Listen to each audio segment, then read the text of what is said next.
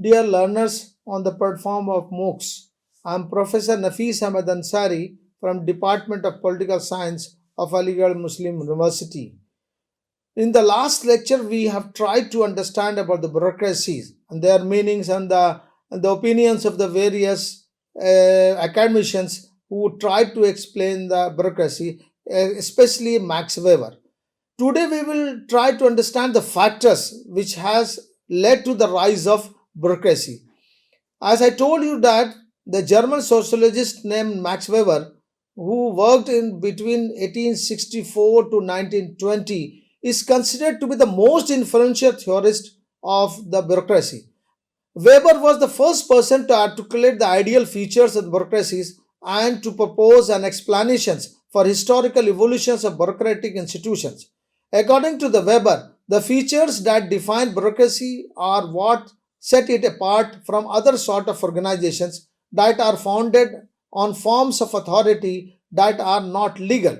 In his observation, Weber noted that the benefit of bureaucracy was that it was the most technically proficient type of organization. Bureaucracy possesses a specialized skill, certainty, continuity, and unity. With the rise of money based economy, which ultimately led to the formation of capitalism and the accompanying of requirement to ensure impersonal, rational, legal transaction, bureaucracy emerged as a preferred type of organization. This culminated in the development of capitalism. In a short amount of time, instrumental organizations such as a public stock business enterprises came into existence due to the fact that their bureaucratic structure enabled them to handle the different needs of capitalist productions in a more efficient manner than small scale producers. Several preconditions were listed by Weber for the emergence of the bureaucracy. These preconditions include an increase in the amount of space and populations that was being administered, an increase in the complexity of administrative tasks that were being carried out, and the presence of a monetary economy that required a more efficient administrative system. When it comes to administration, the development of communication and transportations technology has made it possible to be more efficient. Additionally, the democratization and rationality of the culture have led to a demand for equitable treatment. Despite the fact that Weber was not necessarily a fan of bureaucracy, he believed that bureaucratization was the most effective and reasonable method of organizing human activity. As a result, he considered bureaucratization to be a key to rational legal authority, which is completely necessary in the modern world. In addition to this, he considered it to be most important step in the perpetual process of rationalizing Western culture.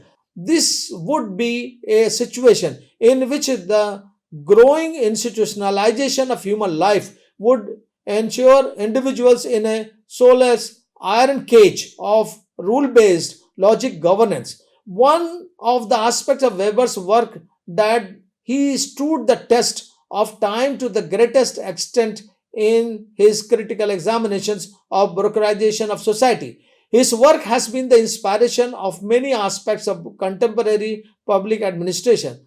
The term Weberian civil service or Weberian bureaucracy refers to the traditional hierarchical organized civil service of the continental type. The question of whether or not Weberian bureaucracy contributes to the economic growth is a contentious issue among social scientists. In his analysis of contemporary bureaucracy, political scientist Jan Vogler criticized Max Weber's categorization of these organizations. In particular, he enumerates Weber's perspectives on the concept of stringent merit recruitment, clearly outlined career routes for bureaucrats, the complete separation of bureaucratic operations from politics, and domains of the competence for the government agencies that mutually exclusive. Vogler presents an alternate perspective on the organizational characteristics that defines modern bureaucracies. He does so due to the fact that he believes that the vast majority of the public administrative system that are currently in place contradict several of these qualities. In accordance with this point of view, contemporary public bureaucracies are defined as administrative organizations that are hierarchy based within them and are subordinate to the government. These bureaucracies exhibits all the characters that we can explain now. This is a complete separation between the offices and the individuals who occupy them, meaning that there is no private ownership of administrative positions.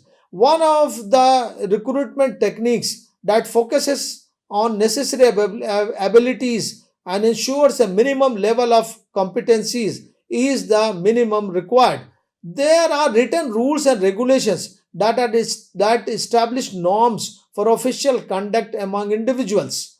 The individual bureaucrat's rank is the primary factor that determines the stability of earnings and the growth of salaries. The administrative system is characterized by a general political legal orientations, and there is a limited amount of discretion in the work routines of bureaucrats.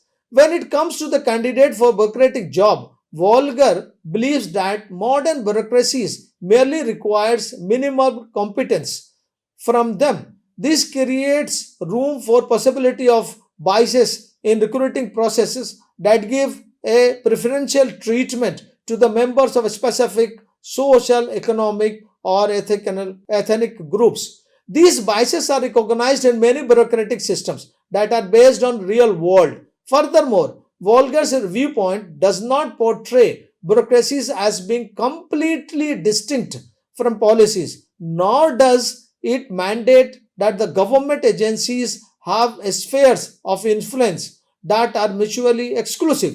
This is consistent with the fact that existing public administrations frequently engage in collaborations and conflict with one another over contested areas of competence. Within his essay entitled The Study of Administration, Woodrow Wilson called for a bureaucracy to be professional cadre that is not loyal to transitory politics. The bureaucracy that Wilson pushed for is a part of political life in the same way that the methods of the counting houses are a part of life of society. In the same way, the machinery is a part of the made product, but at the same time, it is elevated to a level that is very much above the mundane level of mere technical details. This is due to the fact that through its higher principles, it is intimately connected with the enduring maxims of political wisdom, the unchanging truths, and political advancement. In his advice, Wilson merely stated administrative questions are not political questions. Although politics sets the task for administration, it should not be suffered to manipulate its offices. Wilson did not call for substitution of a rule by the governed with rules by the people. Through the study of public administration in the United States of America, his essay served as a foundational study. The advent of the institutional and the state capacity paradigm in economies has brought the effectiveness of bureaucracy to the forefront of the discussion over how to encourage economic growth and development. Despite the fact that there is a little disagreement on the fact that the efficient public administration plays a major role, there is still ongoing debate on regarding the components that constitutes an efficient bureaucracy. There is a tendency for a contemporary stereotypes of bureaucracy to characterize it as being the sluggish, lazy, undemocratic, and incompetent. Nevertheless, Weber's theory of bureaucracy places an emphasis not only on the comparative technical and proficiency advantages of bureaucracy, but it also attributes its dominance to a form of organization, to the diminishing caste system, and other forms of inequitable social relations that are based upon a person's status. The pure form of bureaucratic organization would be characterized by the predominance of universalized rules and processes, which would render personal positions or relationships meaningless. This particular sort of bureaucracy is the epitome of universalized standards, in which cases that are similar are treated identically as codified by law and rules, and in which the individual preferences and discretions of the administrators are restrained by the rules that govern due process. In spite of the prevalent negative preconceptions that are associated with bureaucracy, the existence of the bureaucracy is necessary for the operation of a large based system of government. On the other hand, the term bureaucracy and the bureaucrats are often considered and used in regulatory manner. They provide the impression of bureaucracy, an excessive number of the rules and regulations, a lack of imaginations, a lack of individual discretions, centralized control, and an absence of accountability. Many common modern representations of the bureaucracy portrays them as inefficient and lacking in adaptations for both favorable and unpleasant descriptions of bureaucracy to be correct. This is due to the fact that the features that characterize the organizational advantage of bureaucracy also have within them the possibilities of organizational dysfunctions. There is a contradictory possibility that the traits that makes bureaucracy effective can also be responsible for the development of organizational disease. Competence is jurisdictional matters. The ability to exercise jurisdictional authority is an essential component of bureaucratic organizations, which is divided into segments with clearly delineated responsibilities. In its most basic form, jurisdictional competency is a synonymous with the bureaucratic specialization. In a bureaucracy, every component has a certain functions to fulfill. When an individual advances higher upon the organizational structure, their duties become more extensive. The organizational division of labor makes it possible for units and individuals within an organization to acquire the necessary skills and knowledge, as well as to transform the novel into a usual mode of operation. It is possible for the division of labor to result in a number of detrimental organizational pathologies despite the fact that it is highly efficient. For instance, units and individuals may be unable to recognize and respond appropriately to the problems that are outside of their area of expertise, and they may approach all problems and priorities solely from the perspective of units, particularly capabilities. By permitting organizational units to classify problems such as belonging to some other units, as is result, leave the issues unaddressed. This aspect of bureaucracy can also lead to organizational units avoiding responsibilities for their actions. On the other hand, every department within an organization has a tendency to put a face on the issues that is primarily favorable to its own interest, capabilities, and technologies. Control and command. Bureaucracies are characterized by having distinct authorities and control structure. Hierarchical organization of bureaucratic authority is characterized by the assumptions of responsibility at the highest level and the delegation of responsibility with discretion of a lower levels. Having the ability to coordinate and control a large number of units is absolutely necessary because the possibility of organizational parochialism that can rise from having restricted and specific jurisdictional capabilities. When it comes to the preventing units from the exercising unfettered discretions and maintaining variety, authority is the girl cat that keeps everything together. However, the role of hierarchy authority is a way of gaining organizational command and control is one of the few aspects of the bureaucratic life that has gotten as a negative attention as it has. On the other hand, popular criticism highlights the fact that hierarchical organization stifle creative impulses and still hyper cautious habits of behavior based on the assumptions of what superiors may want.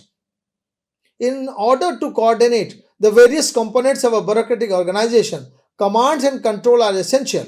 These commands and control mechanisms allow for the delegation of responsibility, the reduction of discretions, and the growing of responsibility upward. The concept of continuity is another essential component in the organization of bureaucratic processes. The establishment of rational legal authority calls for establishment of standardized rules and processes for official behavior and written documentation. Files, often known as the bureaucracy historical records, serves as the organizational memory, which in turn enables the bureaucracy to adhere to established and memory protocol and procedures. When firms are able to implement standard operating procedures, they are able to reduce the expenses that are associated with any particular transactions, which results in the increased efficiency. The file of an organization contain records of personnel, procedures, and behavior that occurred in the past. Additionally, they make it possible for an organization to be continuous and, as a result, independent of any particular leadership. The ability of an organization to maintain its identity and even culture is essential to the organization ability to maintain continuity. Due to the absence of its record, it would be hard to keep transactions that are based on legality. On the other hand, continuity can also have a functional side, which can cause business to operate in a predictable and conservative manner, or even worse, simply reflexively. There is also the possibility that the continuity may cause a bureaucracy to engage in activities on a regular basis that may erroneous and whose errors will accumulate as a result. Professionalization of management, which is another fundamental component of bureaucracy, necessitates the establishment of full-time corps of officials whose attention is solely focused on the administrative obligations of the organization.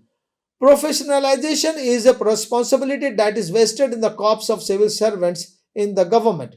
These jobs have typically been earned through the successful completion of examinations that are based on the merits when compared to the politicians who serve in the democratic political system for just a short period of time and at the whim of the electorate. The people who work in the civil service are sometimes believed to be a permanent government. A professional cadre of managers is also present in enterprises and other non governmental bureaucratic organizations. This cadre is also present in the organizations. Expertise and continuity within the organizations are both increased through the process of professionalizations. Additionally, the professional cadres contributes to the maintenance of the organizational stability even in situations in which organizations are temporarily without a leader or are experiencing turmoil in their job leadership role. Without a professional corps, companies would be prone to a crisis brought on by incompetence, which is one of the many reasons why professionalism is so beneficial. The better technical proficiency, Weber asserted, was the defining characteristics of bureaucratic organization is therefore a result of continuation and professionalization makes. Even if it has many benefits, professionalization also has the ability to bring out risks. Because of the superior knowledge it possesses in comparison to those who are its formal but temporary supervisors. The professional corps of managerial experts frequently becomes a coveted source of a power in and of itself. Professional bureaucrats have the potential to have a significant amount of influence over the decisions that are made by their leaders. This is because they have a greater amount of experience, a mastery of details, and more organizational and substantive expertise. Accountability and responsibility are concerned that are brought up by the presence of powerful bureaucrats, particularly in a democratic regimes. Although bureaucrats meant to be the agents of their leaders, their greater knowledge of detail can put them in a position where they are indispensable. In addition, although a permanent corps of officials contributes experience and command of a detail to the decision making processes, it also increases the inherent conservatism that is present in the bureaucracy through its presence. In most cases, the permanent corps is a vary of innovations because the fundamental purpose of bureaucratic organization is to transform novelities from the past into a routine that are currently in use. It is common for professional bureaucrats, whether they work in the public or private sectors, to support the status quo inside their organizations. This is due to the fact that their investments, such as training, positions, are dependent on the status quo. Rules are the lifeblood of bureaucratic organizations because they provide a coherent and continuous basis of processes and operations. Rules are the lifeblood and the files of organization serves as a repository for the rules that have aggregated over time. It is the codified norms and precedents that serve as the foundation for the bureaucratic judgment and, more importantly, procedures. Despite the fact that the majority of the people despise rules that restrict them, the existence of rules is a characteristic of a legal rational power. Rules ensures that choices are not made arbitrarily but on standardized procedures that are not easily bypassed and that order is maintained. Rules are the essence of the bureaucracy, but they are also nightmare of leaders who want things to be done their way immediately. That is why rules are not important for them. Not only so, rules prevent arbitrary behavior, but they also have the potential to create severe obstacles in the way of achievement. When there is an accumulation of regulations, it can often lead to formations of discrepancies. Additionally, the procedures that are required to modify any aspect of the status quo can become extremely burdensome due to the rule driven nature of bureaucracy. The tight adherence to regulations, according to one point of view, make it more difficult for bureaucracy to evolve in response to the changing conditions. Markets, on the other hand, are able to function with a minimum number of rules, which necessitates having a quickly adjust to shifting conditions. The majority of the significant business organizations, on the other hand, are structured in a bureaucratic manner because hierarchical structures and the delegation of responsibility help to lower the transactions cost of associated with decision making. When we conclude all these points, we can say that the most basic component of pure bureaucratic organization are its emphasis on procedural regularities, a hierarchical system of accountability and responsibility, specialization of functions, continuity, a legal rational basis, inherent conservatism. It was necessary for both the commercial and the government sector to adopt bureaucratic forms of organization. As a result of the advent of capitalism and the focus placed on the regular money transactions as opposed to better system, the critical components of the bureaucratic type of organization, on the other hand, are prone to conflict with one another and are frequently at the root of criticism that perceive bureaucracy as a being a dysfunctional. In a nutshell, the factors that contribute to the necessity of the bureaucracy may also be the factors that undermine its effectiveness. Over the past few years, there has been a growing interest in the question of whether or not how the effectiveness of bureaucratic process helps to progress. However, the question of what exactly constitutes an efficient bureaucracy and what constitute the fundamental components of state capacity is still up for debate. With this, we can say that the majority of the recent research has concentrated on gaining knowledge of particular aspects of the environment in which bureaucrats functions for the most part. We make a connections between this and debates bureaucratic system, more specifically the interactions between bureaucratic systems and politics, individuals, public organizations, and private businesses. Thank you.